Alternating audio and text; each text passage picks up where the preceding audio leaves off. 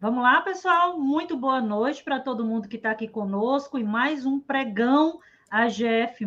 Hoje eu estou em excelente companhia, né? Literalmente.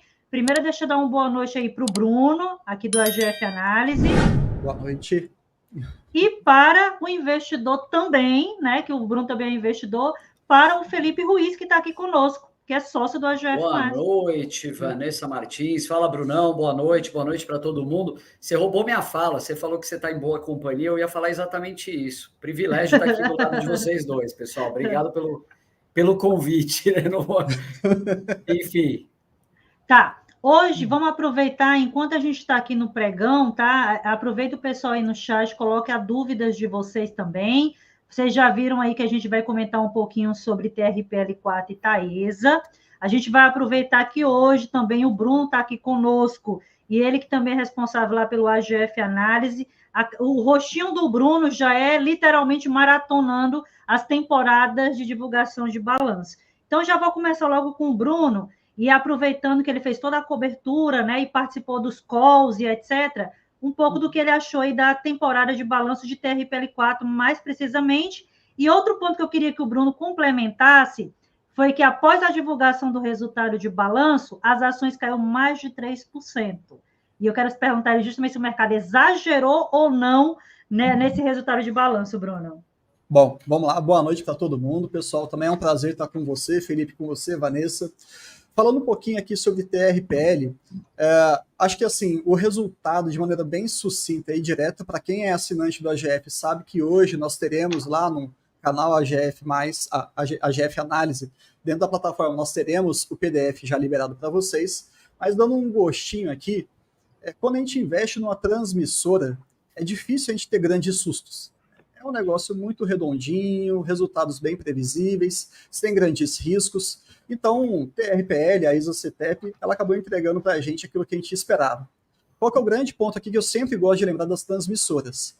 Cuidado com a comparação da contabilidade regulatória, que é o que mostra efetivamente como que um negócio de transmissão funciona, e a contabilidade IFRS, que seria um padrão internacional.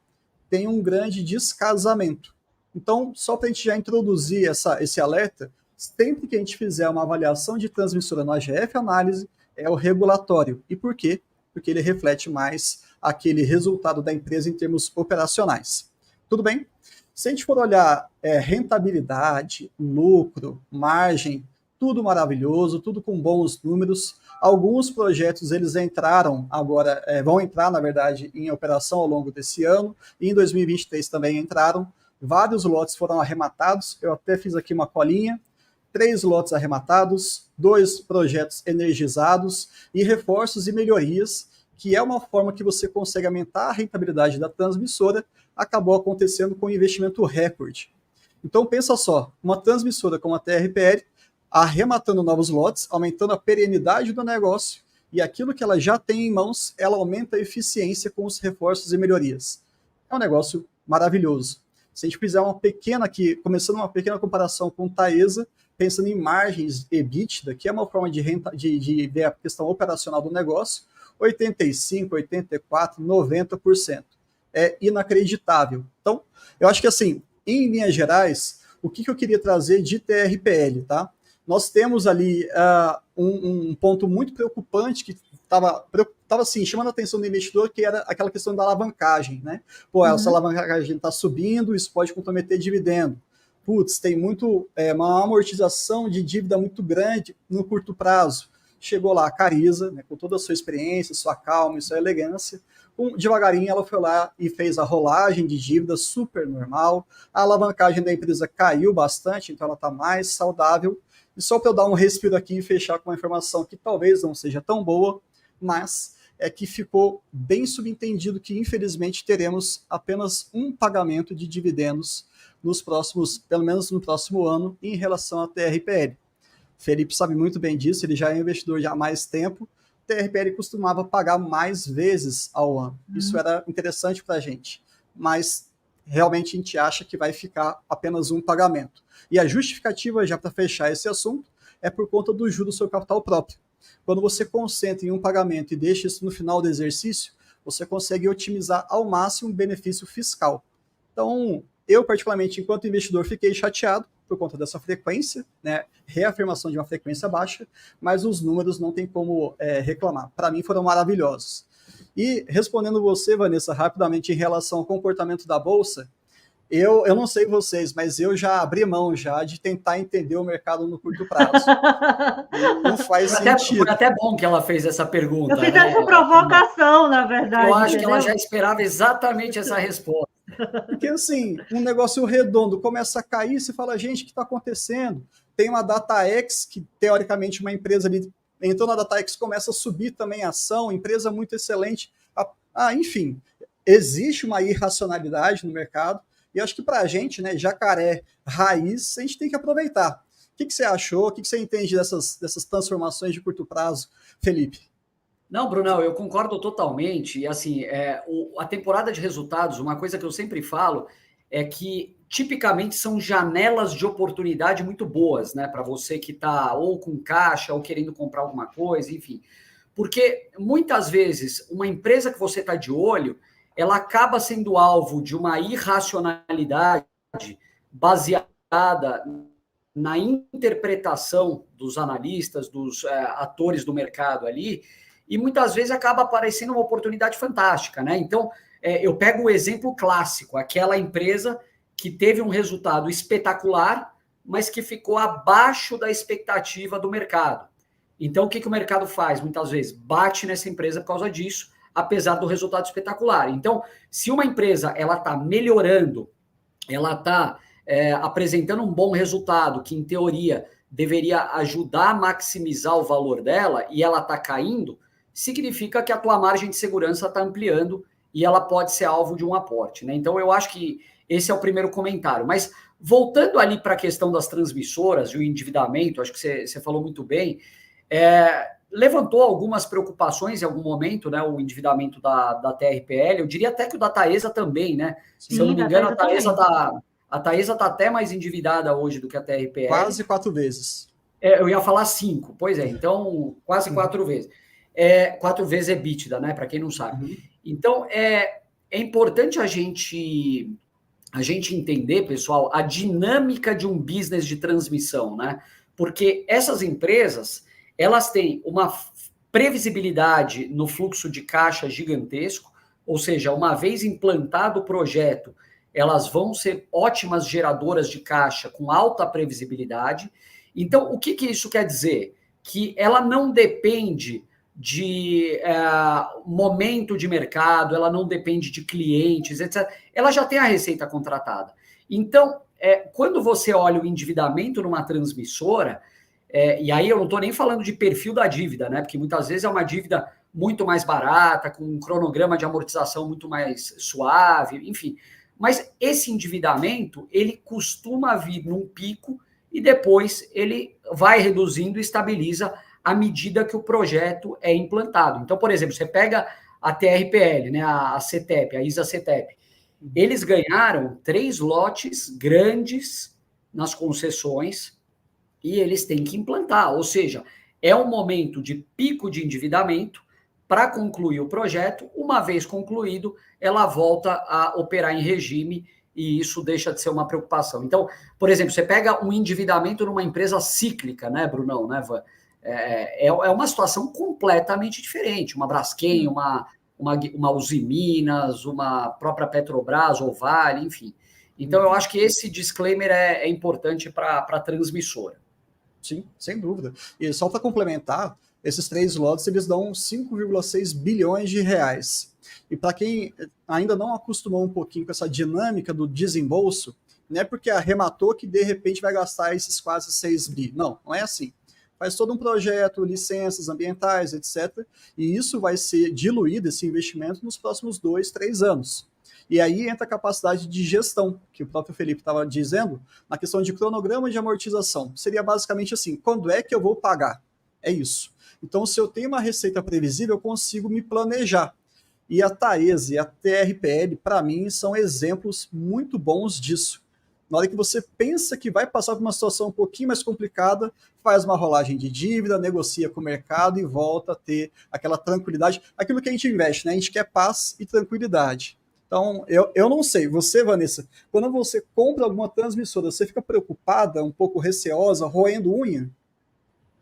Eu acho que o pessoal se assusta também, porque o pessoal olha dívida, e a palavra dívida, o pessoal já entende como algo muito negativo.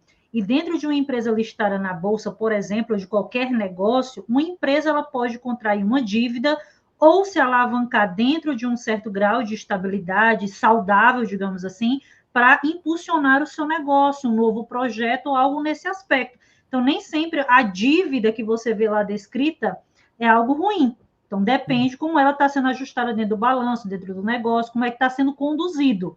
Então, se você pegar quase todo o balanço, você vai ver algum tipo de dívida, algum grau de dívida, algum grau de alavancagem, e por aí vai. Então, por isso que você falou 4 vezes, 5 vezes mais, mas quando eu pego o balanço, qual é o ponto primordial que eu tenho que analisar? Faz sentido o que está sendo conduzido pelaquela empresa, dentro daquele negócio? Se fizer sentido, ok, continua.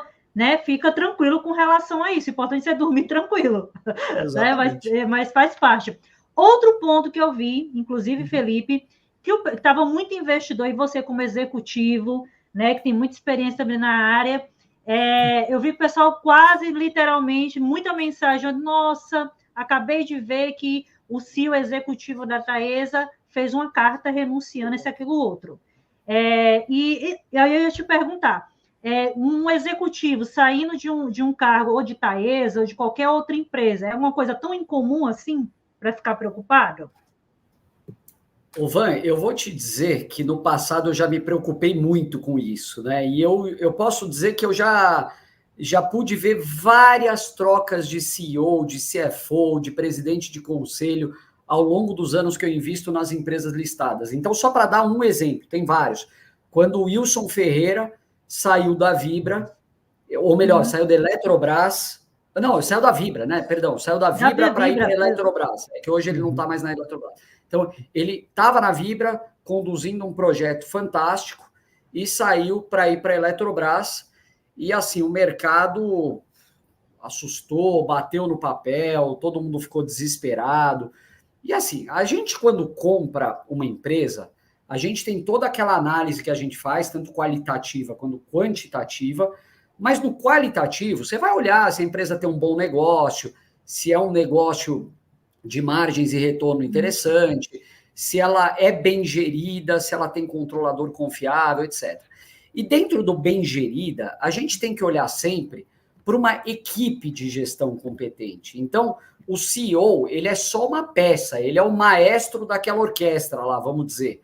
Mas ele não é tudo. Aliás, se você está comprando uma empresa por conta do CEO, sei lá, não sei se vocês se lembram, por exemplo, mas teve aquela época áurea lá da GE, da General Electric lá fora, que o Jack Welch era o CEO. Então tinha muita gente que comprava a GE só por causa do Jack Welch. Tinha muita gente que comprava a Apple por causa do Steve Jobs e coisas parecidas. Mas na grande maioria das vezes, eu acho que é um erro você comprar uma empresa só por causa de uma pessoa. A grande verdade é que, assim, muitas dessas movimentações são muito típicas. A gente não fica sabendo o motivo, né? Esse caso do CEO da Taesa não teve o motivo revelado, se ele trocou de empresa ou se ele vai tirar um sabático, enfim. Mas o importante é a gente ter confiança na gestão de uma maneira ampla quando você analisa uma empresa. Então, é você enxergar que esse processo de transição vai ser bem conduzido. E no caso de uma transmissora de energia, o que é crítico numa empresa de transmissão? Eu diria que assim, a implantação de um projeto é algo extremamente crítico dentro do prazo e do custo. A operação, né, Brunão sabe muito bem a questão da disponibilidade das linhas.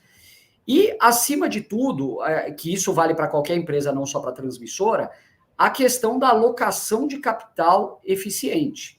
Então, não pagar qualquer preço em leilão, ter uma abordagem racional, não entrar em projetos que tenham retornos menores do que o exigido. Então, assim, se a empresa tem uma estratégia e um time que já vem sendo conduzido nessa direção, eu acho que a troca do CEO é simplesmente um detalhe. É uma pecinha do quebra-cabeça, mas uma empresa que vai bem, ela vai bem muitas vezes até CEO, sem CEO. Você vê empresa que coloca um CEO interino, não sei se vocês já repararam, que ele fica interino por 6 meses. e depois efetivam essa pessoa porque vê que não precisava de alguém novo. Não sei o que vocês pensam. Não, foi até interessante você falar sobre a percepção do CEO, que ele tem um papel relevante, mas não é uma eu-presa, né, é uma empresa, tem várias pessoas, e a gente esteve presente lá no Taesa Day ano passado. E durante a dinâmica foi muito interessante que nós ficamos 10 minutos com cada um dos executivos, conversando, num tete-a-tete mesmo. E uma coisa que eu posso falar, tá? O Reinaldo, que é quem está assumindo o cargo interinamente, passou uma transparência, uma segurança técnica absurda, absurda. Então, assim, não é uma empresa sem um bom maestro, como você falou. Então, não está à deriva. Eu entendo que a gente vai descobrir, né, futuramente o real motivo da saída, mas isso não vai influenciar tanto porque a gente tem que olhar para a nossa empresa, né? Para onde que o CEO está indo, mas tudo bem. Então, eu entendo hoje que está nas mãos, pelo menos o maestro provisório, ele é excelente, técnico, competente, e me passou uma tranquilidade tão bacana. Todas as perguntas que a gente foi fazendo ao longo dessa pequena conversa, ele numa boa, respondendo, sem complicar a conversa, sabe? Ele queria realmente ser transparente. Então, são características que a gente busca em pessoas que estão liderando uma empresa. No meu ponto de vista, a gente tem que investir em negócios que são até a prova de pessoas ineficientes, que pode acontecer, né? Infelizmente, a gente tem que lembrar disso. Pode eventualmente assumir um cara que não seja tão bom, mas é por isso que você vai deixar de investir no negócio? Então, se você conseguir entender de negócios que são perenes, previsíveis e que te remuneram apesar dos executivos, acho que a gente está no caminho certo. E a Van, já comprou alguma empresa só por causa do CEO, Van, ou não? Ou não, vendeu, não, né? Não. Pera ainda. Se acalme, respeite, como diz rapaz. Não ia cometer uma gafe dessa. Eu já fiz algumas bobagens. Exemplo, quando eu estava começando no mercado de ações, e eu me lembro bem que das ações da Marisa. Olha aí! Da Marisa. E quando eu comecei a estudar, na época, eu estava fazendo MBA, né, nessa parte também um pouco aí de mercado de ações, eu fui entender um pouco do negócio da Marisa e do setor de vestuário. Então, gente, não tem condição. Por isso que a empresa, há 7 anos atrás, já estava ruim, quando eu olhei os balanços, né? Hoje não mudou muito o cenário. Mas, senhores, eu gostaria de aproveitar... Antes só desse recadinho, eu acho que tem um tema importante aqui que a gente está falando e a gente vai lembrando. A gente está falando aqui, todo mundo ficou preocupado porque o CEO, que era um cara, em teoria, bom, um cara competente e tal, deixou a empresa e está todo mundo preocupado. Tem muita gente que compra empresa, compra uma ação por causa do CEO. Mas tem muitas vezes que você pode deixar de comprar uma ação por causa do CEO. Ou de qualquer pessoa da equipe de gestão. E eu acho que isso talvez seja até mais comum. Então, por exemplo, eu me lembro de caso, eu não vou falar da empresa, que senão pega mal nesse caso, mas você ter, por exemplo, aquele CEO que vamos dizer, que faz 500 coisas fora da empresa ao mesmo tempo, que tem inúmeros cargos, você ter aquele CEO que tem aquele perfil meio pavão, que faz as coisas muito mais para aparecer e coisas parecidas, para receber os louros em nome da equipe, então é mérito dele, não da equipe. Então, eu acho que isso é um ponto para a gente se preocupar também. Quando você está analisando a gestão, muitas vezes você pode se deparar com o CEO, isso sem falar o histórico, etc. Sim. Mas se deparar com uma situação em que você fala, poxa, eu não quero comprar essa ação comandada por uma empresa, por uma pessoa com quem eu não compartilho alguns valores. E isso é muito importante, né? Pô, estou sendo sócio. Então, o CEO, a gente tem que lembrar isso. Ele está lá para prestar contas aos acionistas, né? Ele é eleito pelo conselho de administração, o que muita gente se esquece. Ele não é o dono da empresa. Enfim, vai lá, Van. Eu me lembrei agora, você falando nisso, que tinha surgido a notícia do ministro, acho que foi o Guido Mantega, foi da história da Vale, recentemente. Talvez... Não foi? Pronto, eu lembrei dessa questão. Pronto, ali é uma coisa que talvez dá uma sinalização realmente que faz muita diferença. Mas bom raciocínio. Eu queria aproveitar já no final agora, e a audiência que está maravilhosa, tá? Para convidar vocês, principalmente para o dia 18 e 25 de março, tá? Vai ter 4 aulas com conteúdos maravilhosos para vocês. Para quem ainda não conhece aí dentro da estratégia Jeito Basta de Investir, para quem já conhece e quer prestigiar, É só você... Eu sempre vou errar, tá? Mas tá para cá, ó. Literalmente, só vocês aproximarem aqui, tá? O QR Code. E também abaixo. E tá colocando aqui também no chat para vocês o link de inscrição. E eu queria convidar todo mundo para se inscrever e para assistir um pouco aí sobre a aula e toda a estratégia Jeito Básico de Investir. E para você que ainda também não é inscrito no canal, já se inscreve. Deixa seu like, por favor. Se não deixar, não recebe dividendos. Inclusive, hoje caiu dividendos de BB Seguridade, pingou dinheiro. Então, quem não tiver aí se inscrito, se inscreve já e compartilha aí todo o trabalho que a gente vem fazendo também. Alguma coisa a mais, pessoal, que eu esqueci? Acho que não. É isso, Van. É isso, né? Acho que é isso. Só para a gente manter a nossa tradição, vou responder uma perguntinha da audiência e aí a gente vai lá para o fechado. Pode ser? Pode ser. Rapidinho. Vamos lá. É porque essa pergunta ela tem muita relação com o nosso tema de hoje. É do Pedro. O que mais preocupa mesmo é o vencimento de boa parcela dos contratos em 2029 e 30, falando de Taesa, e a dificuldade dos leilões atuais muito concorridos. Pedro, sua pergunta ela é muito boa por 2 motivos. Primeiro, nos últimos anos, a gente tem enxergado sim uma dificuldade grande em relação aos leilões, mas como muito bem dito pelo Felipe, a Taesa, a TRPL, elas não entram nesses leilões para simplesmente ganhar qualquer tipo de lote. A preocupação não é essa, eles fazem com muita competência. E geralmente você pode até ver que eles conseguem gastar muito menos de investimento do que a própria ANEEL estabelece nos seus projetos. Isso mostra eficiência e competência. Então, competição vai existir e, para variar, as melhores sobrevivem. Na minha percepção, eu acho que os dois também concordam, essas 2 transmissoras são excelentes. Tá? Então, a gente está com os melhores players aí do mercado. E só para a gente finalizar a questão de 29 e 30 das concessões, lembra de uma coisa fundamental que o Fabião fala muito, porque ele comprou durante muito tempo Taesa. A Taesa sabe disso nos anos 2000, quando essas concessões foram conquistadas. Então, os caras já estão há 24 anos se preparando para esse momento de redução de RAP. Não é novidade. O mercado talvez esteja ali trabalhando com uma notícia, como se fosse algo preocupante, mas a gestão da Taesa ela é muito competente. E só você olhar em 4, 5 anos, quanto que a Taesa cresceu, que é mais ou menos o tempo que falta, né? Olha para o passado nos últimos 5 anos e projeta mais ou menos o que ela consegue fazer nos próximos 5 anos. A gente sabe que a tendência é continuar subindo. Os lotes, eles são vencidos, eles têm um prazo de validade, mas a empresa continua crescendo. Para mim, não é preocupação, não. Tá bom? Acho que é isso, pessoal. É isso. Não, os olhos do Fábio Baroni, escutando o negócio dele, você falando de leilão no setor de energia, ele que é Maria Tomara, ele fica tão feliz. Eu tenho certeza disso. Pessoal, beijão, obrigada por todo mundo estar aqui. Agora a gente vai lá para o pregão fechado, lá para quem é assinante da plataforma do AGF+, tá certo? Vou encerrar aqui.